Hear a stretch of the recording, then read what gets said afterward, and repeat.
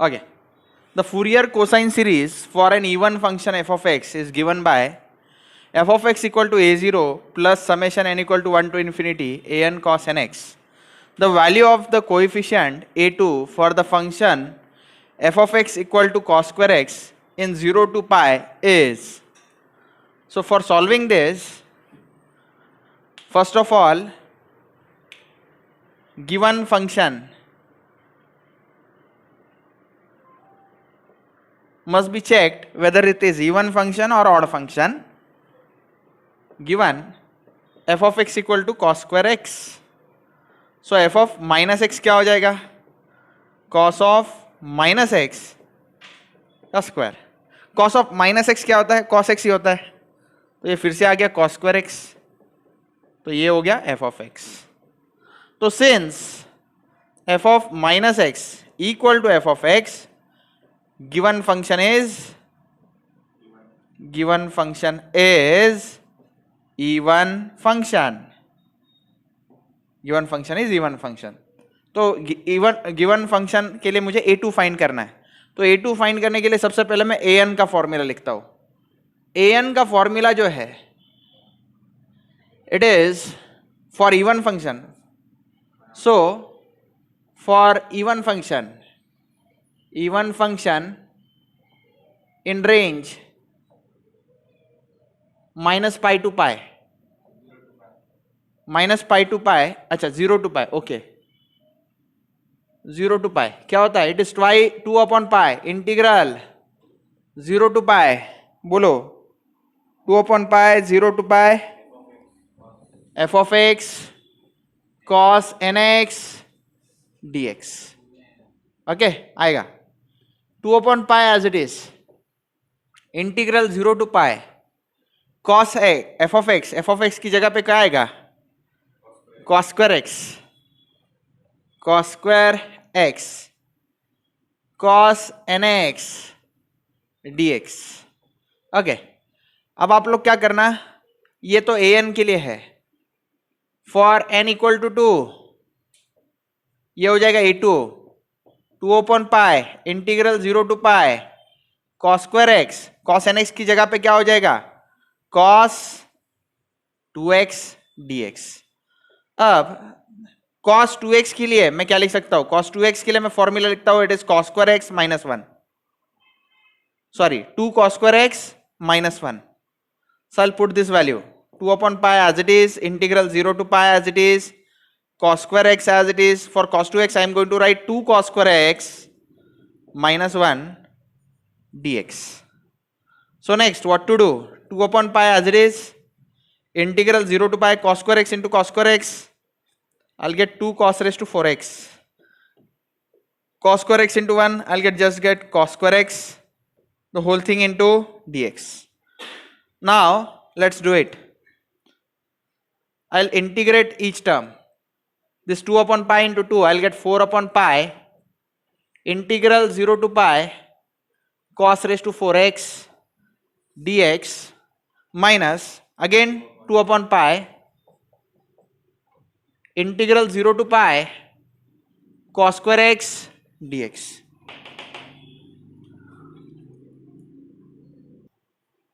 Okay, by reduction formula,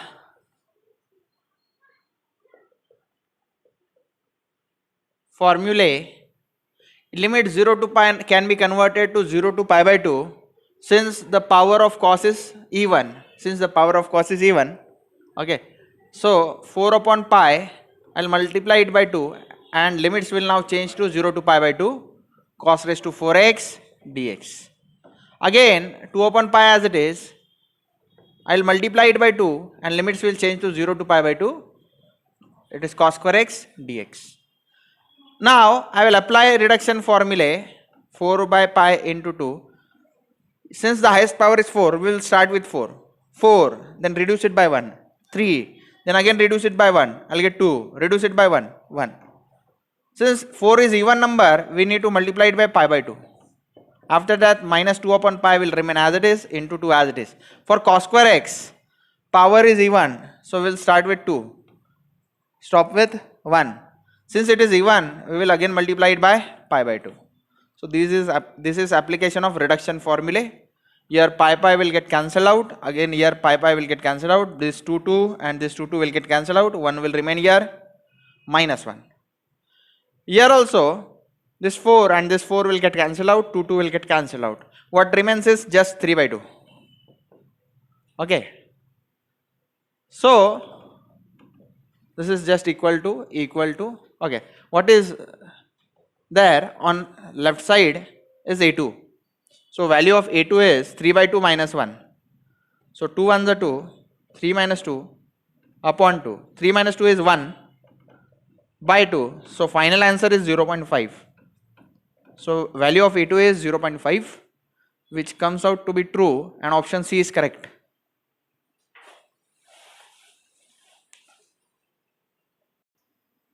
Okay, this is correct.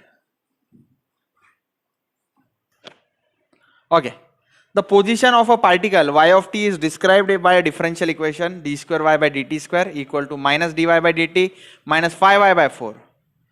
तो मैंने क्या किया, ये minus dy by dt equal to के वो साइड लेके गया तो plus dy by dt minus 5/4y equal to के वो साइड गया तो प्लस 5/4y हो गया.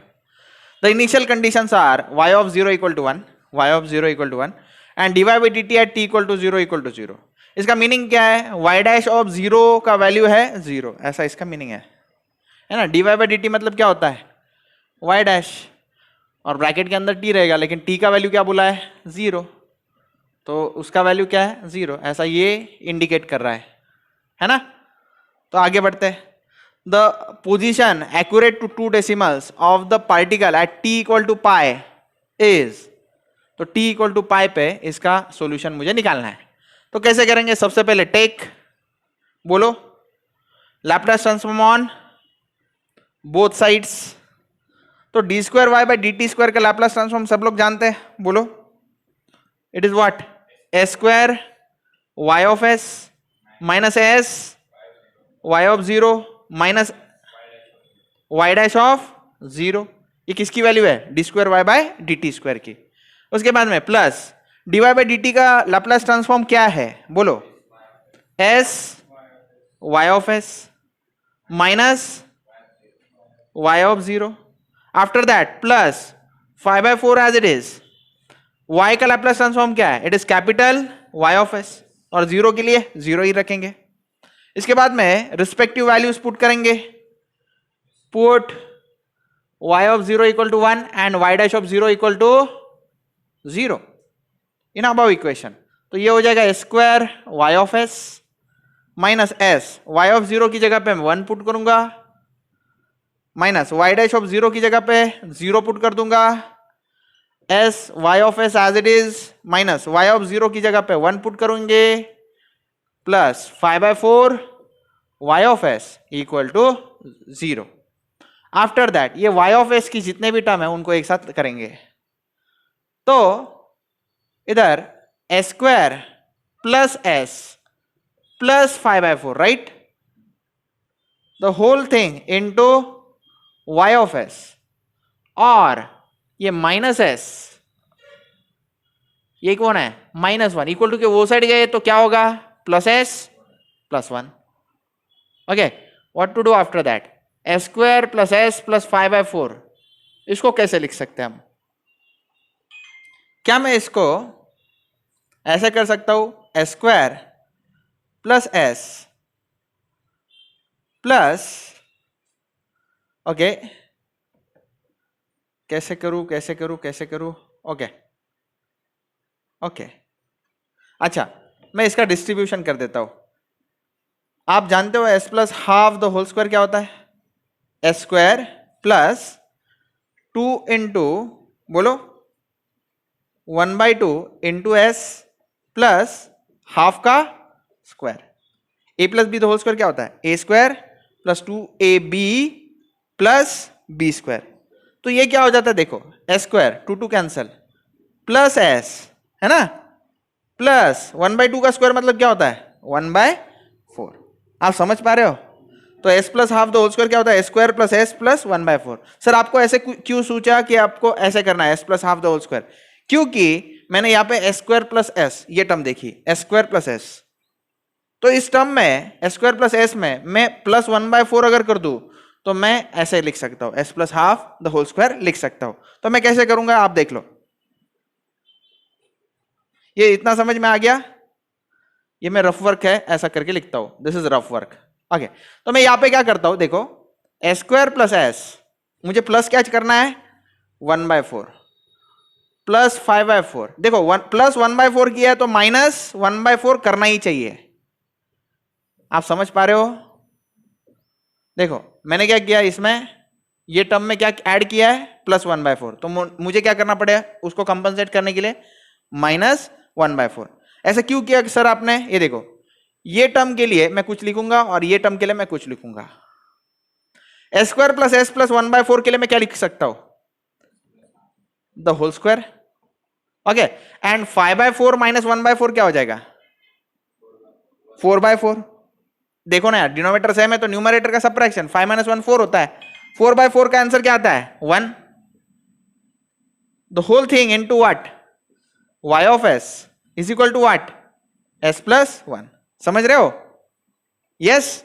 ओके, अब उसके बाद में इसको क्या करेंगे, नीचे डिवाइड कर लेंगे। तो y ऑफ s क्या हो जाएगा, it is s plus 1 divided by what, बोलो s plus half the whole square plus 1।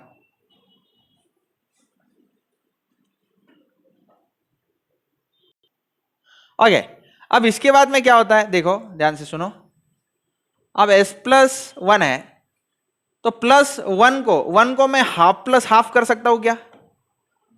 1 क्या होता है, हाफ प्लस हाफ 1 होता है, ऐसे लिख सकते हैं ना। तो s plus half the whole square plus 1। अब इसमें भी मैं क्या करता हूं, एक बार s plus half divided by s plus half the whole square plus 1, और दूसरी बार ये हाफ, ये प्लस हाफ डिवाइडेड बाय क्या करता हूं s plus half the whole square plus 1 करता हूं। किस किस को समझा, समझ में आया? देखो ना, ये s प्लस हाफ को एक बार डिवाइड किया और इस हाफ को एक बार डिवाइड किया। अब ये कौन सा टर्म है, y ऑफ s है। Okay, now take inverse Laplace transform on both sides. अब inverse Laplace transform y of s क्या होता है, it is just y of t। Okay, यहां पे आप देखोगे तो हर जगह पे s प्लस हाफ है, s प्लस हाफ है, s प्लस हाफ है। तो s प्लस हाफ की जगह को रिप्लेस करूंगा मैं बाय s प्लस हाफ को किससे रिप्लेस करूंगा बाय s। लेकिन ऐसा मैं कर सकता हूं, जब मैं प्री मल्टीप्लाई कर दूं बाय e रेस टू, यहाँ पे प्लस हाफ है ना, तो यहाँ पे माइनस हाफ t से प्री मल्टीप्लाई कर दूं तो चलता है। मैं फिर से बताता हूं, s प्लस हाफ को मैं किसको रिप्लेस करने वाला हूं, यहाँ पे मैं इनवर्स लैप्लास लिख देता हूं। s plus half will be replace by just s plus half will be replace by s square plus 1। ये हाफ कांस्टेंट है, एज इट इज रहेगा। यहाँ पे हो जाएगा 1 अपॉन s प्लस हाफ की जगह पे क्या लिखेंगे s square plus 1। s plus half को मैं s से रिप्लेस कर सकता हूं, लेकिन मुझे क्या करना पड़ेगा, प्री मल्टीप्लाई करना पड़ेगा। किससे, प्लस हाफ है तो किससे, e raise to minus half t। तो माइनस हाफ इंटू टी मतलब माइनस टी बाई 2। तो inverse Laplace transform s upon s square plus 1 क्या हो जाता है, it is cos t inverse plus half as it is. Inverse Laplace transform 1 upon s square plus 1 क्या होता है sign t। तो ये सॉल्व हो गया y ऑफ t। अब मुझे सिर्फ क्या करना है, at t equal to pi value निकालनी है। तो ये y एट पाई कितना हो जाएगा, e raise to minus pi by 2। सही है भाई, यहां पे क्या होगा cos pi plus half sine pi. अब आप लोग जानते हो साइन पाई क्या होता है 0, तो हाफ इंटू 0, और कॉस पाई क्या होता है -1। यहां पे e raise to minus pi by 2। Okay, half into 0 0 है, -1 into this term minus e raise to minus pi by 2। तो ये वाई पाई का आंसर है। तो इसको अब अगर आप कैल्सी में सॉल्व करोगे, साइंटिफिक कैल्सी जो अवेलेबल है अपने गेट में, तो आपको आंसर कितना आता है -0.21 अप्रोक्सीमेटली इतना आता है। एक्चुअली वो 0.207 कुछ तो होता है, तो अप्रोक्सीमेट अप टू 2 डिजिट्स क्या होगा -0.21 इज द फाइनल आंसर। तो एग्जाम में आप टाइप कर दोगे यहाँ पे minus 0.21 is the answer. Okay, let f of x equal to minus pi for x lying between minus pi to 0 and pi for x lying between 0 to pi be a periodic function of period 2 pi.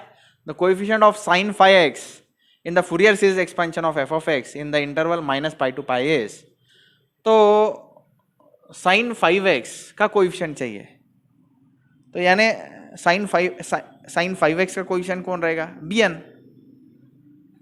ये bn का formula क्या है? It is what? bn का formula क्या है? It is 1 upon pi integral minus pi to pi f of x sin nx dx. अपने case में n का वैल्यू क्या है? फाई, तो b फाई क्या हो जाएगा? 1 upon pi minus pi to pi f of x sin 5x dx. सही है? आगे अब काम चालू कर देते हैं. सबसे पहले 1 upon pi as it is, तो माइनस पाई टू पाई जो रेंज है, माइनस पाई से लेके पाई तक जो रेंज है उसको डिवाइड किया जाए.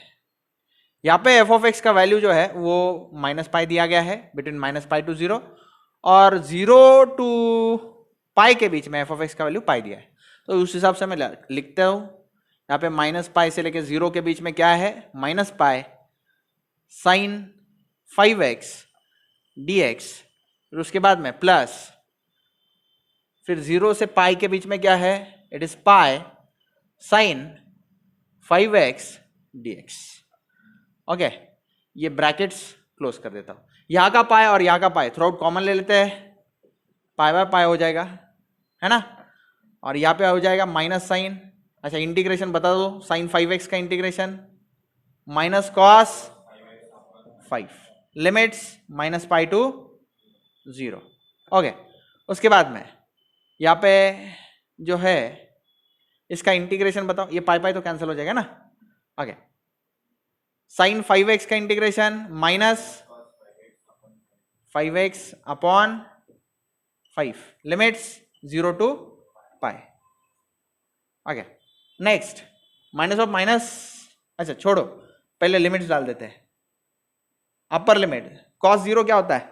1, लेकिन ऊपर की माइनस साइन तो माइनस 1 अपॉन 5. और cos ऑफ 5 पाई क्या होगा? माइनस 5 पाई.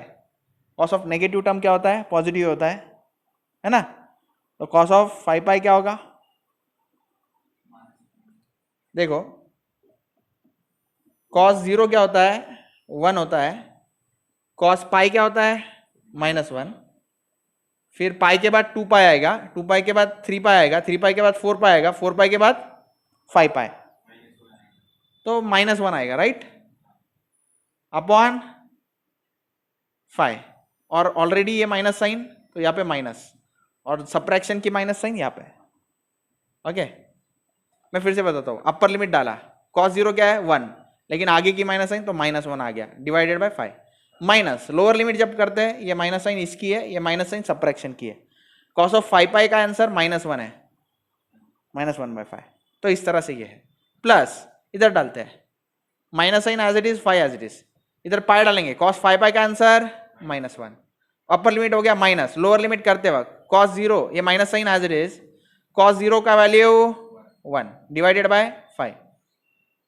ओके, तो आगे चल के ढेर सारी माइनस साइन के साथ हमें लड़ना है. यस, आगे बोलो. यहाँ पे minus of minus plus, plus of minus again minus, तो minus 1 upon 5 minus 1 upon 5, I get minus 2 upon 5. सही है. आगे उसके बाद में प्लस, यहाँ पे minus of minus plus, minus of minus plus, 1 by 5 plus 1 by 5, I get 2 by 5. ये minus of minus plus, plus 2 by 5 plus 2 by 5, I get answer 4 by 5. So answer comes out to be, तो final answer में लिख देता हूं 4 by 5. तो 4 by 5 option में है. Yes, option 4 by 5 ए है. ए इज द करेक्ट ऑप्शन.